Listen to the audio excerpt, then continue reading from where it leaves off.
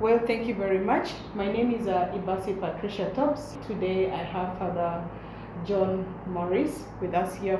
You're most welcome. Thank you very much. Thank you for coming. Okay, I'm called Father John Loboka Morris. I am a member of the Religious Missionary Institute, known as the Apostles of Jesus, who normally work here in Sudan, other parts of the world, but in South Sudan we are in Juba, in the Diocese of Torit, and also in the Diocese of Rumbek. We are a small group here in South Sudan, but internationally we are scattered to the most distant parts of the world, founded by Bishop Sister Matsoldi and Father John Marengon. It's a congregation that is international in character. Yes. Father John, it's a pleasure having you once again. I still recall in 2023, you were the translator during Papa's visit to South Sudan. And Pope Francis has always had humility to the people of South Sudan and also the leaders. And today, we want you to hear from you to reflect on your journey as a translator during that time. Yeah, the fact that I became a translator for the Pope has quite drawn the attention of people, and they really wondered how it came to be and how was I chosen to become the translator. I was asked by the Apostolic Nunciature, that is the Vatican Embassy in South Sudan, to be the translator for him through the nuncio himself, who is the ambassador of the Vatican to South Sudan. We had known each other, and I worked in the seminary as a rector of the seminary. So in the course of our interaction, he felt that I could do this job. Also, having the background that for a number of years I was a student in Rome at one of the pontifical institutes, and therefore they asked me to do this service, which was a challenge, but so I thought I would rise up to the challenge, and so that's how I was asked to be the translator for the Holy Father during his visit to South Sudan. Of course, it is an honor of a lifetime, having worked, being close to the Pope. I was in Rome for many years, but I'd always seen him from a distance, or the popes from a distance, not very close. John Paul II, Benedict XVI, I'd always seen them from a distance. Once I greeted them, but it was a very special honor to live with him for the 3 days that he was here, being with him at table, breakfast, lunch, and supper, and accompanying him in almost all his journeys around Juba during his stay. So it is something that I always treasure and I remember very much. So how would you remember the Pope? I remember him as truly a man of God. We have always heard a lot about him, his humility, his approach. But when now I saw him in person, one could feel that this is a man of God. But at the same time, very simple. In the mornings, normally at breakfast time, he would ask to be briefed a little bit of what was going to happen, where I was going to go for the journey, etc. And then after that, he will prepare for the day. And each journey that we started, always as we left the house, he invited all of us, himself, myself, and the ones who were accompanying us to say a short prayer. He would lead the prayers in Italian, and at the end of the prayers, we would start the work of the day. And so it gave me an impression of somebody who really believed that in prayer, in the power of prayer, and entrusted all his activities that he was to do here in South Sudan to the power of providence that God would help. And so that's how we started our journey. And yes, you could see that he was concerned as a pastor. He's a man of God, a pastor for people, somebody who feels with the people. And that is the impression I got about him. Really a man of God and a true pastor, a true shepherd. Yeah. During his sick bed, he wrote a letter, a message to the President of South Sudan, and he has always put South Sudan at his heart with the conflict that is happening with South Sudan. And how will that legacy be kept? Yeah, well, if we remember that, as you rightly say, that he has had always a very special place in his heart for South Sudan. The news about South Sudan and what was happening in South Sudan has always been brought to him through the Apostolic Nunciature and also through the media. He was following very closely what has been happening in the country, and was very much concerned about the situation of the people, the sufferings of the people of South Sudan deeply moved him. And that's why even, as you rightly said, during his moments that he was down, he was sick, and the news went that South Sudan was passing through lots and lots of tension, and there was fear that things would be worse than they were. He was very much concerned, and therefore he thought of communicating once again, urging the leaders to make bold move towards peace and to complete the process that has been begun. He really did not want to see that South Sudan goes back into the situation of war, simply because he has known the sufferings of the people. He has felt the sufferings of the people. He has a very strong, I would say, sense of compassion. Compassion understood in its real meaning. Compassion from the original Latin, compassio, to suffer with. And therefore is not somebody who sees things from far and is indifferent. But when he hears news about the sufferings of the people, he feels with them. And so it is this compassionate sense that has driven him really to think about Sudan, South Sudan, to urge the leaders to work for peace, and time and again to give a word or so about South Sudan. Even in his very last message before he passed away, there was an appeal really for peace in South Sudan. Yeah, so as Father Reverend John, what will be your call to the leaders of South Sudan, to keep his legacy where he has always been calling for peace?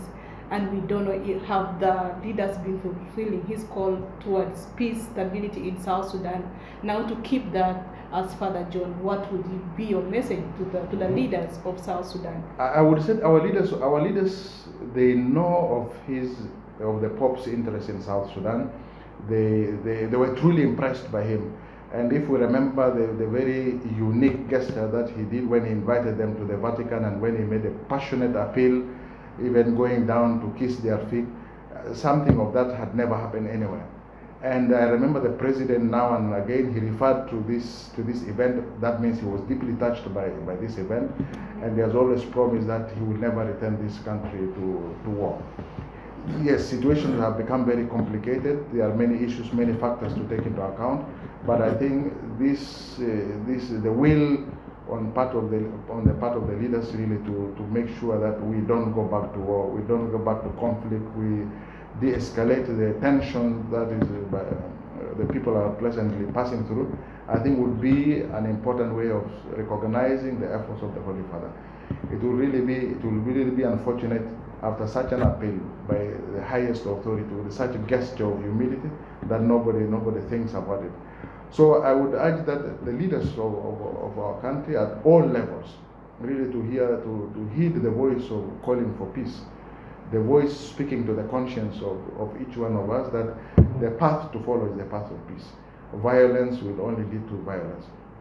We remember, we read a few days ago as the Passion of Christ, there is a great temptation to violence as a response to certain forms of injustices. But Christ told his disciples completely, those who take the sword will die by the sword. And this seemed to be a very lasting message from Christ himself. And the Pope would like to remind us that violence cannot solve any situation of injustice. We have to work for peace. A peace that is not only built on justice, and justice understood in the sense of giving each person what is due. If I have taken your coat, justice say I should give you a coat because it belongs to you. I can give you back your coat, but still I have animosity, ill feeling towards you. But justice would have been done. So there is much more to building peace than simply justice. Just peace is also built on justice, yes, but also it needs reconciliation and forgiveness. This is a very strong message that comes to us from the Pope himself, that we really need reconciliation and forgiveness in addition to justice as true steps towards lasting peace. So, okay, on that, what is the Catholic body in South Sudan doing currently after the death of the Pope? Now, the death of the Pope took us by surprise. Of course, the Pope has been sick for quite some time. Everybody knew, even he was gravely sick. And there were prayers that were being raised for him on his behalf for his recovery. And surprisingly, or thanks to God, he slowly recovered and made some appearances now and then, informally at the Vatican. And people were having great expectation. On Easter Sunday himself, he appeared suddenly. He was not the main celebrant, but appeared to greet the people. In fact, he greeted the people, said, gave the blessing, and then had the time to go around the St. Peter's Square, which he normally does, and people had the joy of seeing him at the close range. So, taking that fact into account, nobody imagined that very soon, in a very short time, he would pass away. Yes, but the reports that we are getting is that I think in the night or sometime he then got a case of cardiac arrest. There was a stroke, and eventually he passed away on the Monday of the Easter octave. And so when we were in the church, the whole church is celebrating the resurrection of Christ, and he passed on.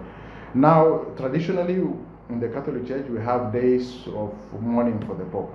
From the time he has died, and I think up to 6 days or so, I don't remember the exact number of days, but there are days of mourning, and around the world, in cathedrals, in churches, in private chapels, Catholics are encouraged to have masses and prayers offered for the eternal repose of the Holy Father. And the cardinals in Rome, normally they gather this around the same time to determine the date of the funeral and burial, and which they did already, and now it is scheduled for Saturday, this coming Saturday. Meanwhile, here for us in South Sudan, from the day he passed away, yesterday, today, and tomorrow, there will be masses that will be celebrated in the cathedral for his eternal repose, in addition to all the masses and prayers being said in different places.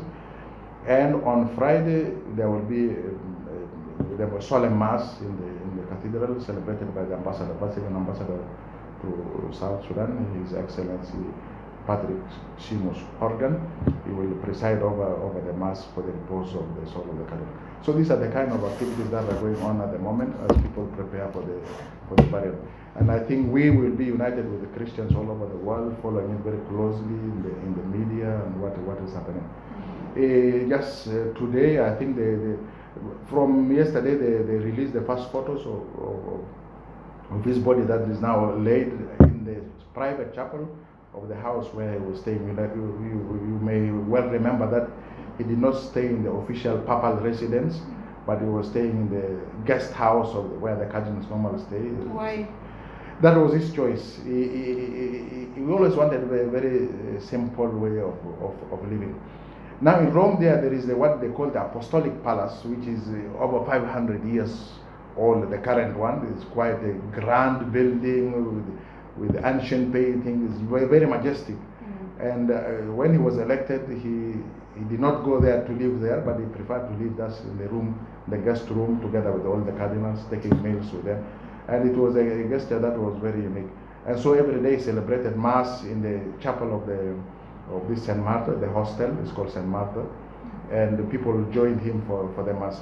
So from the time that he died, when the body was prepared, it was laid there at St. Martha's chapel, and now today it will be solemnly transferred to the Basilica, to St. Peter's Basilica, which is the main basilica for veneration by the Catholic community. They will go to view the body, and then on Saturday there will be the funeral mass and eventually the burial.